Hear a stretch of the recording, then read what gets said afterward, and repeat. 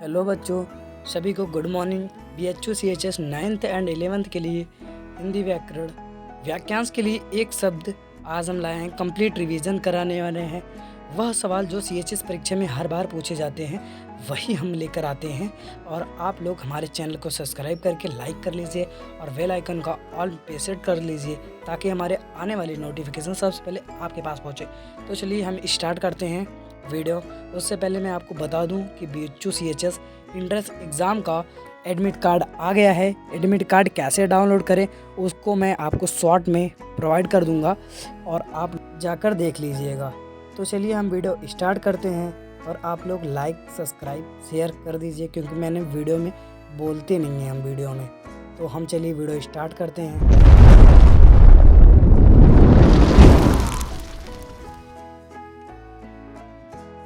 तो हम वाक्यांश के लिए एक शब्द करने से पहले हम उसके कुछ रूल्स जान लेते हैं और हम उसकी डिफिनीसन जान लेते हैं जो कि उसकी परिभाषा, और हम उसको एकदम से उसका प्रकार भी जान लेते हैं। तो चलिए हम जानते हैं। अनेक शब्दों के स्थान पर प्रयोग किए जाने वाला शब्द वाक्यांश के लिए एक शब्द कहलाता है। जैसे जो बिना वेतन के कार्य करता है, ऐसे शब्दों के प्रयोग से वाक्य विन्यास में सुविधा होती है, उसके लिए अवतनिक शब्द का प्रयोग किया जाता है। इसी प्रकार जिसके आर पार देखा जा सके उसे पारदर्शी कहा जाता है। यानी जो थोड़ा शॉर्ट में रहता है, जो लॉन्ग में रहता है, उसे हम शॉर्ट कर देते हैं वाक्यांश के लिए एक शब्द में। बस यही होता है। जैसे जिसके आर पार देखा जा सके तो ये लॉन्ग में है। हम अगर इसके लिए एक शब्द प्रयोग करें तो पारदर्शी होगा, बस कहा जा सकता है। तो चलिए हम डेफिनेशन जान लिए हैं। अब हम चलिए करते हैं अपने क्वेश्चंस। यहाँ कुछ वाक्यांश के लिए एक शब्द की सूची दी जा रही है। वाक्यांश एक शब्द जिसका आदि न हो उसे अनादि कहते हैं, और जिसका अंत न हो उसे अनंत कहते हैं। जिसके आने की तिथि निश्चित न हो उसे अतिथि कहते हैं, यानी गेस्ट। जिसे जीता ना जा सके उसे अजेय कहते हैं। जिसके समान कोई दूसरा ना हो उसे अद्वितीय कहते हैं। जिसकी कल्पना ना की जा सके उसे अकल्पनीय कहते हैं। कम खाने वाला अल्पाहारी। जिसका जन्म ना हो सके अजन्मा। जिसकी तुलना ना की जा सके अतुलनीय। आप लोग इसका स्क्रीनशॉट ले लीजिए और आप लोग CHS एंट्रेंस एग्ज़ाम के लिए एकदम से तैयारी में जुट जाइए क्योंकि पेपर बहुत ही सन्निकट है। तो हमारा और भी है, जो कानून के विरुद्ध हो अवैध। बड़ा भाई अग्रज। जहाँ जाना संभव ना हो अगम। जिसे कभी बुढ़ापा ना आए अजर। जो आँखों के सामने ना हो अप्रत्यक्ष। जो कभी मरता ना हो अमर। अवसर के अनुसार बदल जाने वाला अवसरवादी। जो बात पहले कभी ना हुई हो अभूतपूर्व। छोटा भाई अनुज।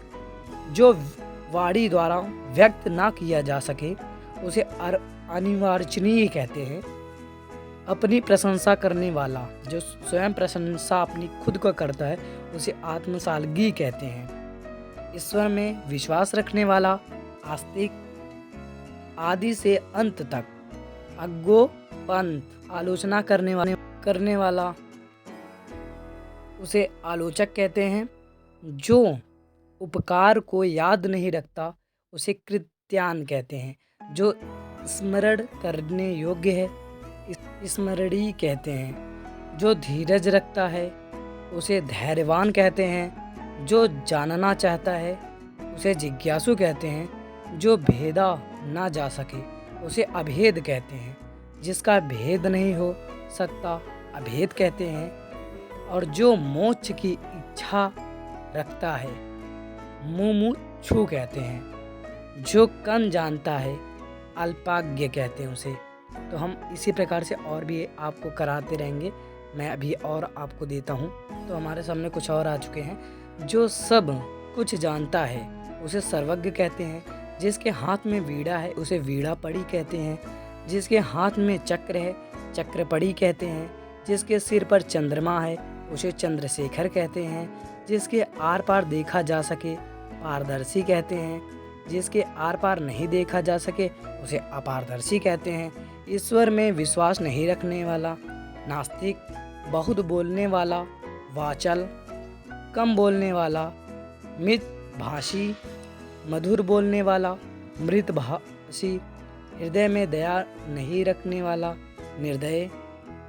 हृदय में दया रखने वाला दयालु दयावान। हृदय में ममता नहीं रखने वाला निर्मम। गुण सहित सगुण कहते हैं। सभी गुणों से परे निगुण।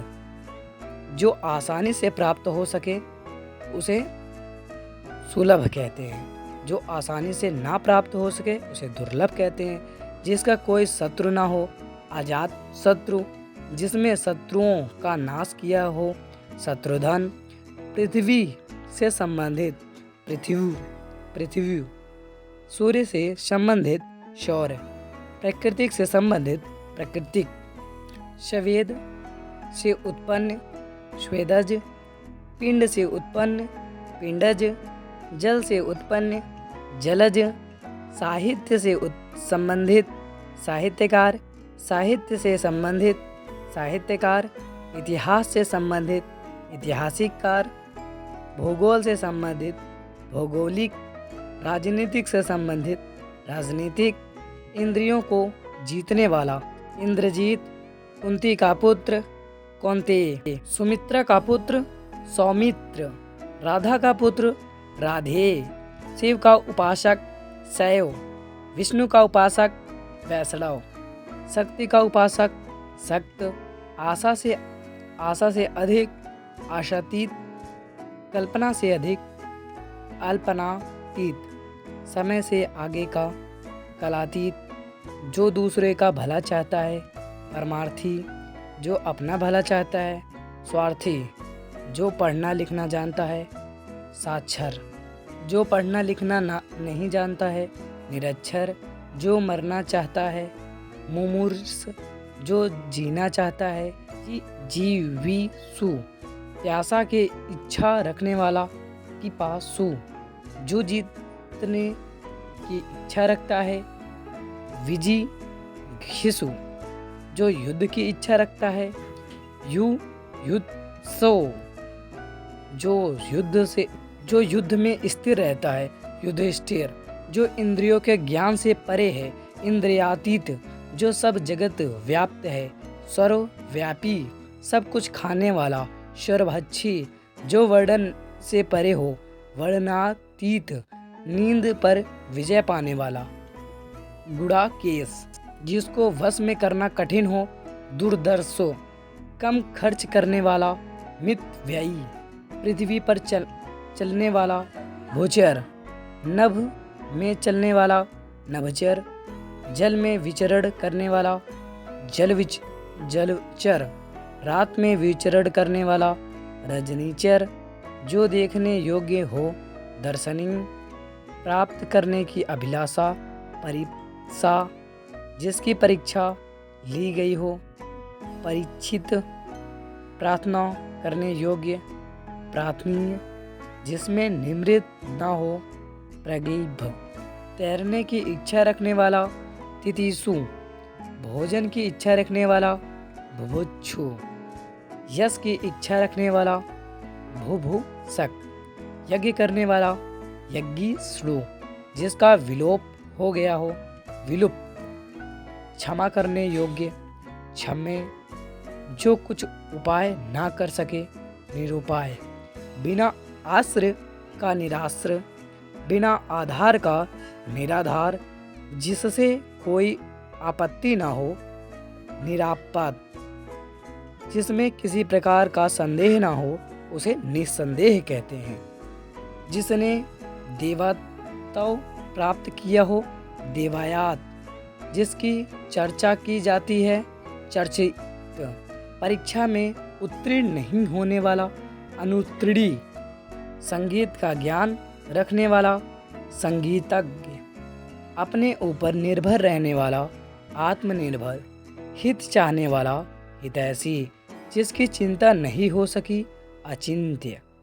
जिसकी आयु लंबी हो, दीर्घायु, जो बहुत बोलता हो, वचाल, जो स्वयं पैदा हुआ हो, स्वयं भू, जो किसी के पक्ष में ना हो, तटस्थ, जिसके हाथ में वृज हो, वृजापाड़ी, जिसकी आत्मा महान हो, महात्मा, जिसका रूप अच्छा ना हो, कुरूप, तीनों लोक का स्वामी, त्रिलोकी, जो अभी पैदा हुआ हो, नवजात, जंगल में लगने वाली आग, दावाग्नि, दावानल कहते हैं उसे, जो जन्म से अंधा हो, जन्मांध, जो उपकार को याद रखता है, उसे कृतज्ञ कहते हैं। आप लोग प्लीज़ सब्सक्राइब कर लीजिएगा और हमारी ऐसी और वीडियो पाने के लिए हमारे चैनल को बेल को ऑल पे सेट कर लीजिएगा ताकि सबसे पहले आपको नोटिफिकेशन जाए। तब तक के लिए जय हिंद, जय भारत। हमारे टेलीग्राम चैनल और व्हाट्सएप चैनल को ज्वाइन करिए। वहाँ पर हम टेलीग्राम चैनल पे हम टेस्ट के रूप में आपको प्रोवाइड करेंगे और व्हाट्सएप चैनल पे हम आपको आपके डाउट्स को क्लियर करेंगे। तो चलिए, हमारा CHS एग्ज़ाम बहुत ही करीब है, इसलिए मैं आपका समय नहीं गंवाऊंगा और मैं आपको इसी प्रकार से वीडियो भेजता रहूँगा। तब तक के लिए जय हिंद, जय भारत।